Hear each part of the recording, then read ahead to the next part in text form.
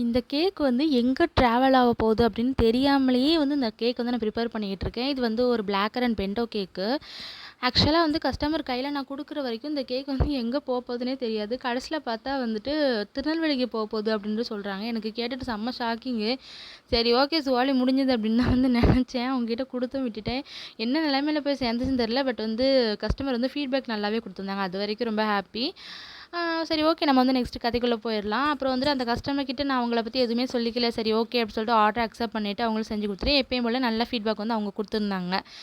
அதுக்கப்புறம் வந்துட்டு ஒரு 20 டேஸ் இருக்கும். அதுலேருந்து ஒரு 25 நாள் கழிச்சு வந்துட்டு அந்த சேம் கஸ்டமர் நம்மக்கிட்ட டால் கேக் வாங்குனாங்கல்ல, அதே கஸ்டமர் வந்துட்டு எனக்கு மறுபடியும் கால் பண்ணாங்க. கால் பண்ணிவிட்டு இந்த மாதிரி எனக்கு வந்து ஒரு 1½ கேஜியில் வந்து பைனாப்பிள் கேக் வேணுமேம்மா, செஞ்சு தர முடியுமா சொல்லி கேட்குறாங்க. சத்தியமாக சொல்கிறேன், எனக்கு அவங்கக்கிட்ட கேக் வந்து ஆர்டர் எடுக்கிறதுக்கு எனக்கு விருப்பமே இல்லை. பட் எனக்கு எடுப்பில் இல்லை, முடியாது அப்படின்னு சொல்கிறதுக்கு எனக்கு வாய் வரமாட்டேங்குது.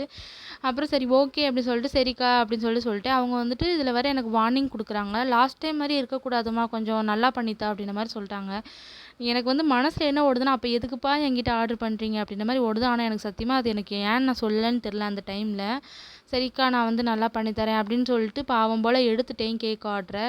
அதே மாதிரி நான் வந்துட்டு அவங்க கேட்ட மாதிரி செஞ்சு கொடுத்துட்டேன். செஞ்சு கொடுத்துட்டு அதுக்குமே வந்துட்டு அவங்க எனக்கு உடனே வந்து பே பண்ணவே இல்லை.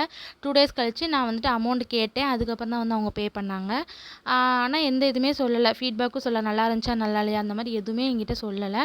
வந்து அவங்க பே மட்டும் பண்ணிவிட்டு பேசாட்டி இருந்துக்கிட்டாங்க. இது என்னடா வம்பா போச்சு அப்படின்னு சொல்லிட்டு, நம்ம இதுக்கு தான் வந்து ப்ரீபே ஆர்டர் எடுக்கணும் போல இருக்குது அப்படின்னு வந்து எனக்கு நினச்சிக்கிட்டேன். அப்புறம் என்ன நடந்துச்சுங்கிறத நெக்ஸ்ட் வீடியோவில் சொல்கிறேன்.